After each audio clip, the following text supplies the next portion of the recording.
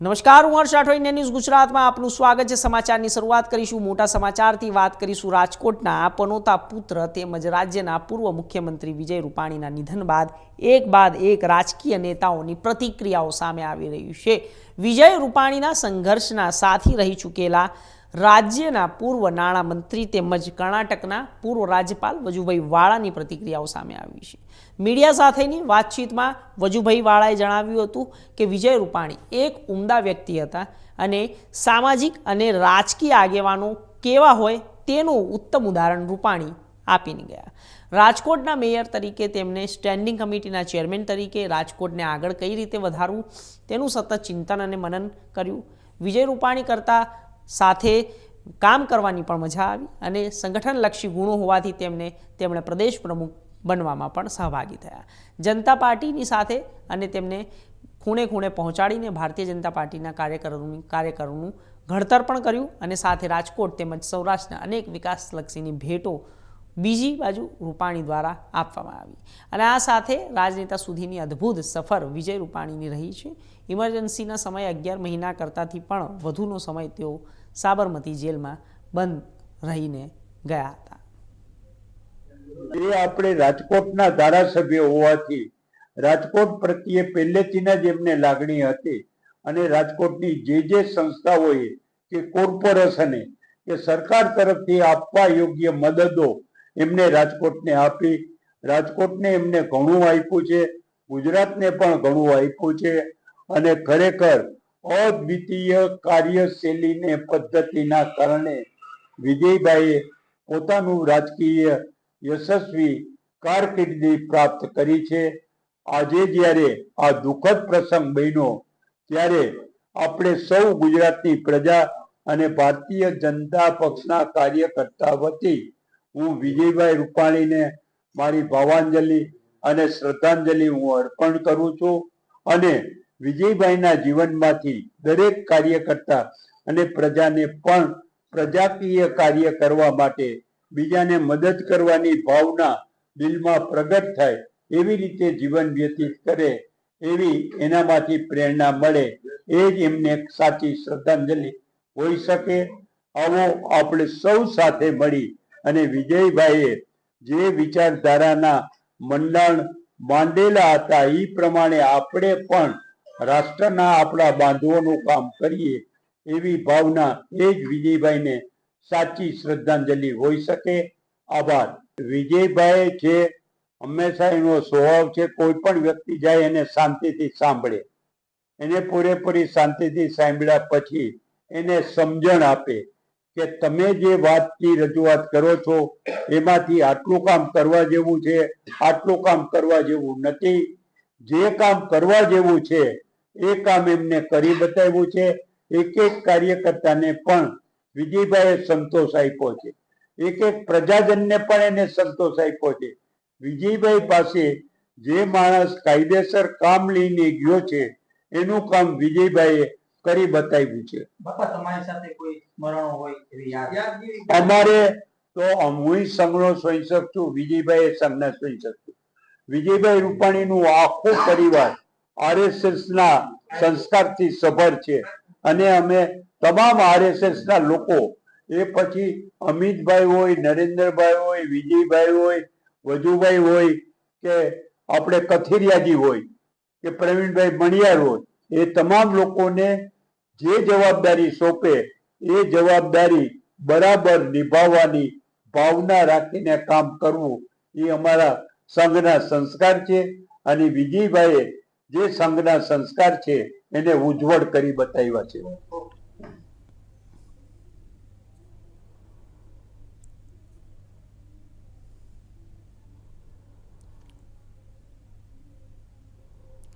ગુરુવારના રોજ અમદાવાદમાં બનેલી પ્લેન દુર્ઘટનાના પૂર્વ મુખ્યમંત્રી વિજય રૂપાણીનું પણ નિધન થયું છે। ત્યારે એક બાદ એક રાજકીય નેતાઓની પ્રતિક્રિયાઓ સામે આવી રહી છે।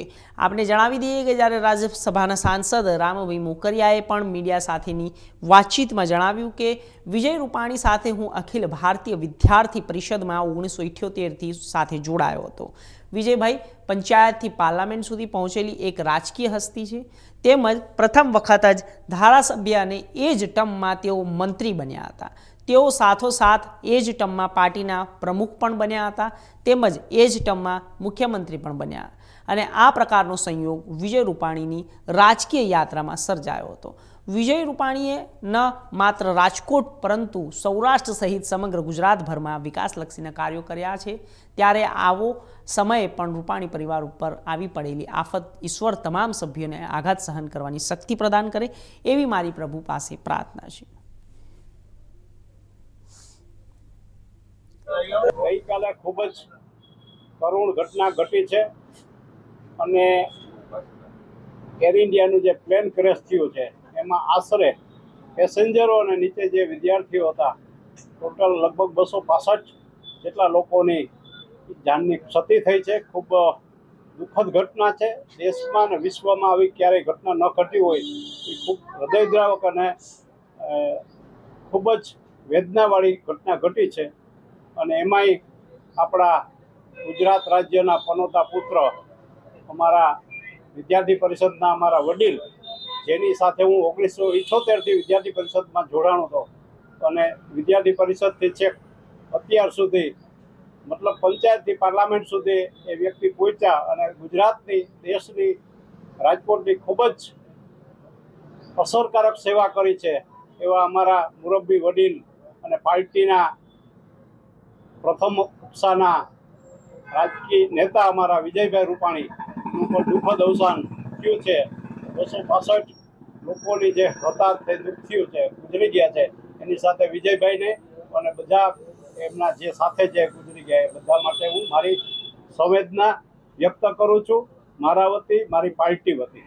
ખાસ તો એવી હાલત થઈ છે કે હું દિલ્હીમાં ગઈકાલે એક મિટિંગમાં હતો અગત્યની, ત્યારે મને લગભગ 45-50ની વચ્ચે ટાઈમ્સ ઓફ ઇન્ડિયાનો ફોન આવ્યો અને પૂછતા કરવા માંગતા હતા કે ખરેખર શું બનાવ બન્યો છે. ત્યારે મને જાણવા મળ્યું, ખૂબ દુઃખ થયું છે. અને વિજયભાઈ વિદ્યાર્થી પરિષદથી છેક ગુજરાત રાજ્યના મુખ્યમંત્રી થયા ત્યાં સુધીની એમની જે જળહળતી કારકિર્દી, વિદ્યાર્થીઓની સેવા કરી, રાજકોટ નાગરિકને, ગુજરાતના છેવાડાના લોકો સુધી જ્યાં એનાથી શક્ય પહોંચાય ત્યાં સુધી પહોંચી અને ઘણી બધી સેવા કરી. ઉપરાંત પાર્ટી માટે પણ સંગઠનમાં રહી અને ખૂબ જ સારું કામ કર્યું. સંગઠનના માહેર હતા અને મને કદાચ યાદ છે કે પહેલી વખત વિજયભાઈ ધારાસભ્ય થયા, 8 ટર્મમાં વિજયભાઈ મિનિસ્ટર થયા, 8 ટર્મમાં વિજયભાઈ પ્રદેશના પ્રમુખ બન્યા અને મુખ્યમંત્રી પણ બન્યા. આ કદાચ ભલે જ આવો દાખલો મળે એવા કર્મઠ કાર્ય કરતા હતા. ભગવાનને પ્રાર્થના કરીએ આવનાર આ જે એમના કુટુંબ ઉપર આવેલી દુઃખની ઘડી છે એ ભગવાન એમના પુત્ર પુત્રી અને અંજલીબેનને સહન કરવાની શક્તિ આપે તથા રાજકોટના નાગરિકો તરફથી અને રાજકોટ ભાજપ કાર્ય.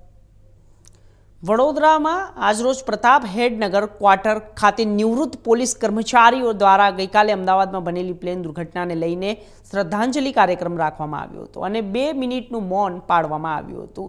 ખાસ કરીને મોટી સંખ્યામાં શ્રદ્ધાંજલિ માટે લોકો જોડાયા હતા. પ્રતાપનગર ખાતે મહિપાલસિંહ રાઠોડ પણ ઉપસ્થિત રહ્યા હતા, શ્રદ્ધાંજલિ અર્પણ કરી હતી અને તમામ લોકોએ સાથે મળીને શ્રદ્ધાંજલિ સુમન અર્પણ કર્યા હતા.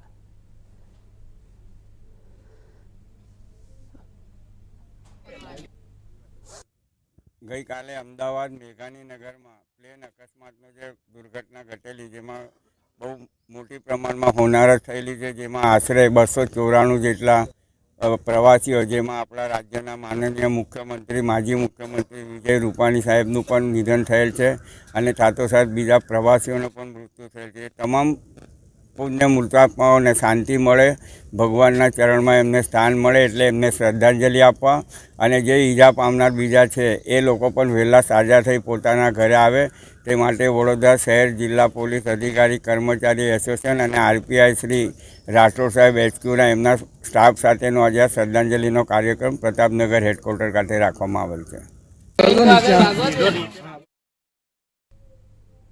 સાવલી તાલુકાના લસુંદ્રા ગામે યુવકના બળી જવાના મામલે મંજુસર પોલીસે દાઝી ગયેલ સંગીતાબેન તલવિયાની ફરિયાદના આધારે મૃતક વિજય ચૌહાણ વિરુદ્ધ એટ્રોસિટી અને જાનથી મારી નાખવાની કોશિશની ફરિયાદ નોંધી. બીજી બાજુ મૃતકના પરિવારજનોની પૂછપરછ કરી હાલ અકસ્માત મોત રજીસ્ટર કરી તપાસ હાથ ધરી હતી અને તેમજ મૃતકના વાયરલ થયેલ વિડીયોમાં ઉલ્લેખ કરવામાં આવેલ કે ઈસમની પૂછપરછ હાથ ધરી હતી અને જિલ્લા નાયબ પોલીસ વડાએ સમગ્ર ઘટનાની તલપરસી તપાસ કરીને મૂળ સુધી પહોંચવાની ખાતરી આપી. મંજુસર પોલીસે ફોરેન્સિક વિભાગની મદદ લઈને તપાસ પણ હાથ ધરી છે. સાવલી તાલુકાના લસુંદ્રા ગામમાં ગઈકાલે તારીખ 11/6/2025ના રોજ 11 વાગ્યાની આસપાસ એક વિજય ઉર્ફે ઉદેશી જે છે એ જે ફરિયાદ અમે લીધી છે, સંગીતા નામની જે બેન છે એની ફરિયાદ કાલે સાંજે લીધી. ફરિયાદમાં જે જણાવે છે એ પ્રમાણે કે ગામનો વિજય ઉર્ફે ઉદેશી ચૌહાણ કરીને એક છે, એ 11 વાગ્યાના સુમારે એ જે ખેતરના ભાગે જતા હતા ત્યારે સામે આવ્યા હતા. લોકો જ્યારે ખેતરમાં જતા ત્યારે પેટ્રોલનું જે એની જોડે ડબલું હતું જ્વલનશીલ પદાર્થનું, અને એ ડબલાના એને પોતાના ઉપર છાંટીને પોતાને આગ લગાવી દીધી હતી અને એ દોડીને સંગીતાની જોડે બાદ પેડી દીધી હતી. સંગીતાની ફરિયાદમાં એવું જણાવે છે કે એ ઉદેશી સાથે એના સંબંધો હતા અને ઘણા સમયથી કંઈક નહોતા બોલતા, એટલે એની રીસ રાખીને આ પગલું એને ભર્યું છે એવું સંગીતાની ફરિયાદ અમે ગઈકાલે સાંજે 7 વાગે લીધી છે એટ્રોસિટી અંતર્ગત. અને બીજી એના પારિવારિકના જે આક્ષેપો જે લગાવે છે એ આધારે પણ અમારી પોલીસની તપાસ ચાલુ છે. પ્રાઇમા ફેસી અમને આ રીતે પ્રાથમિક દ્રષ્ટિએ દેખાઈ આવે છે અને આગળની તપાસ પણ ચાલુ છે. સાહેબ, પરિવાર એવું કહી રહ્યો છે કે કોઈ અજુગતું થયું છે અને મૃત્યુ પણ વોન્ટેડ તરીકાથી થયું છે, તો એના બાબતે કઈ તપાસમાં? યસ, પ્રાઇમા ફેસી અમને જે સંગીતાની ફરિયાદ લીધી એ પ્રમાણે આ રીતે છે. આ ઉપરાંત જે પણ એના પરિવારના જે આક્ષેપ લગાવે છે કે એને આ રીતે કર્યું હતું, કે જે એનું સળગાવવામાં આવ્યો છે કે આ છે તે છે, એ બાબતે પણ પોલીસની તપાસ ચાલુ છે અત્યારે, અને પોલીસ એમાં તલસ્પર્શી તપાસ કરશે અને આગળ કંઈ પણ જે આગળ આવશે એ કાયદેસરની કાર્યવાહીમાં કરશે. વિડીયોની અંદર જે નામો જે બોલે છે એ નામના જે આરોપીઓ જે છે એને પોલીસ દ્વારામાં લાવવામાં આવ્યા છે.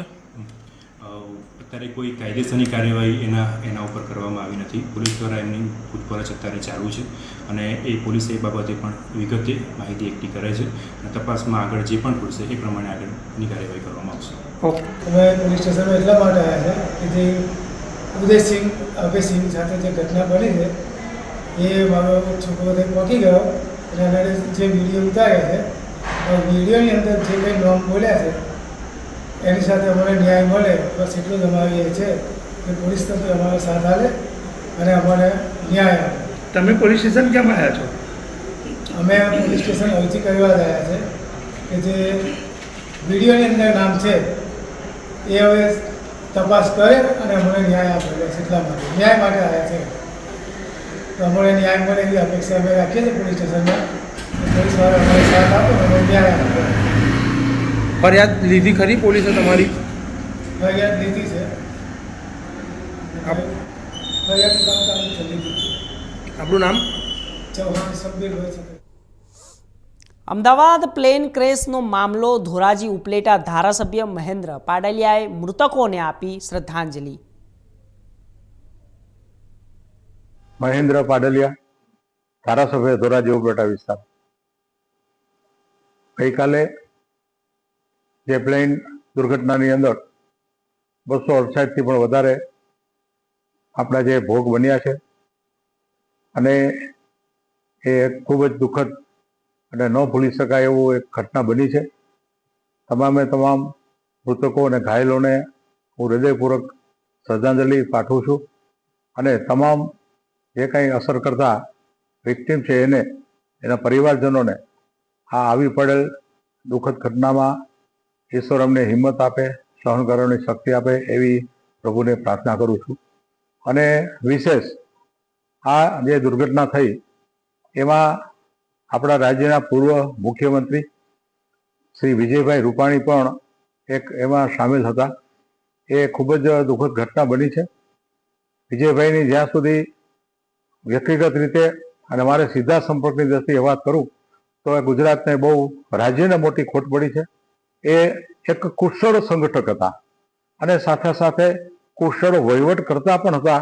એ પણ એમના મુખ્યમંત્રી તરીકેના કાર્યકાળમાં સિદ્ધ થયું છે. એમાં પર્ટિક્યુલરલી રાજકોટની વાત કરીએ તો રાજકોટ સમગ્ર સૌરાષ્ટ્રને એને ખૂબ જ ઘણું બધું આપ્યું છે. એમ્સ હોય કે ઇન્ટરનેશનલ એરપોર્ટ હોય કે રાજકોટ શહેરની અંદર અત્યંત ટ્રાફિકને કારણે જે સમસ્યાઓ થતી એમાં લગભગ 6 જેટલા ઓવરબ્રિજ હોય, અટલ સરોવર હોય, આ સિવાય ઘણું બધું એ રાજકોટને આપ્યું છે અને સમગ્ર સૌરાષ્ટ્રની ચિંતા કાયમ એને કરી છે. અને વ્યક્તિગત જીવનમાં હું વાત કરું તો હું તો કોઈ દી વિજયભાઈને ભૂલી ન શકું. મારા જીવનમાં, મારા પરિવારમાં જ્યારે એક દુઃખદ ઘટના બનેલી ત્યારે ઘણા દિવસ સુધી મારા ઘરે આવી અમારા પરિવારને ખૂબ આશ્વાસન ને સાંત્વના આપેલી અને સતત મારી સાથે રહ્યા. અને મારા રાજકીય કારકિર્દીના ઘડતરમાં પણ વિજયભાઈએ, હું જિલ્લા પ્રમુખની જાહેરાત એને જ કરી, એને જ મને આ કામ સોંપ્યું અને મને જણાવ્યું કે તમે હિંમત રાખો, હું તમારી સાથે છું. અને સંગઠનની અંદર સતત ને સતત ખૂબ માર્ગદર્શન આપ્યું. પહેલા જિલ્લા પ્રમુખ, ત્યાર પછી પોરબંદરના પ્રભારી, તમામે તમામ બાબતમાં વિજયભાઈ હંમેશા મને માર્ગદર્શન આપ્યું છે અને રાજકીય કારકિર્દીમાં મારું ખૂબ જ સારું ઘડતર કર્યું છે. અને વિશેષ મને યાદ આવે છે કે એક સામાન્ય ગણાતી નાની ચૂંટણી, જિલ્લા પંચાયતની ચૂંટણી જ્યારે હું 2005માં લડતો હતો ત્યારે વિજયભાઈ મારી ઘરે આવ્યા અને મને કીધું, પાડલિયા આપણે જીતવાનું છે, શું મુશ્કેલી છે, તમારી સીટ બહુ અઘરી છે. પણ મેં કીધું વિજયભાઈ નહીં વાંધો આવે, પણ છતાંય કે મૂંઝાતા નહીં, કોઈ જરૂર પડે તો કહેજો. છેટ પાનેલી દૂરના ગામડા સુધી આવી અને ત્યાં મને એ આશ્વાસન આપવા અને હિંમત આપવા આવ્યા હતા. અને ગત વિધાનસભાની ચૂંટણીમાં પણ વિજયભાઈ ચૂંટણીની અંદર બહુ મોટું એક સહકાર સંમેલનનું આવ્યા અને મને કહેવાય તમે તમારા કામે જાઓ. અને મને બરાબર ખબર છે કે પાછળથી ધોરાજીની અંદર તમામ અલગ અલગ પ્રકારના આગેવાનો, પ્રબુદ્ધ નાગરિકો, સહકારી આગેવાનો, વેપારીઓને બધાને મળી અને સ્પષ્ટ સૂચના આપી, કાર્યકર્તાને માર્ગદર્શન આપ્યું કે કોઈ પણ સંજોગોમાં આ સીટ આપણે જીતવાની છે. તો એકદમ સહિયારો આપ્યો. સંગઠનનું કામ હોય કે ચૂંટણીઓના કામની અંદર વિજયભાઈ તમામ કાર્યકર્તાની સાથે રહ્યા. અને હું તો એમ કહું છું કે લગભગ મારા જેવા હજારો કાર્યકર્તાઓનું ઘડતરમાં વિજયભાઈનો સિંહ ફાળો છે. આ બહુ મોટી એક કુશળ સંગઠક તરીકે વિજયભાઈની સમગ્ર ગુજરાત ઉપર ભારતીય જનતા પાર્ટી પરિવારમાં અને રાજ્યના એક કુશળ વહીવટ કરતા તરીકે લોકો હંમેશા યાદ રાખશે અને આપણે સૌને ખૂબ મોટી ખોટ પડી છે. હું પ્રભુને પ્રાર્થના કરું છું કે વિજયભાઈના આત્માને ખૂબ શાંતિ આપે અને પરિવારજનોને આ જે આવી પડેલ દુઃખ છે એને સહન કરવાની ખૂબ ખૂબ શક્તિ આપે. ઓમ.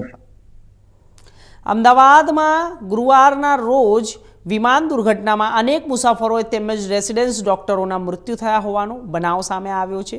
આ દુર્ઘટનામાં રાજકોટના પનોતા પુત્ર તેમજ રાજ્યના પૂર્વ મુખ્યમંત્રી વિજય રૂપાણી આપણે સાથે હતા, પણ હવે તેમને ચીર વિદાય લીધેલી છે.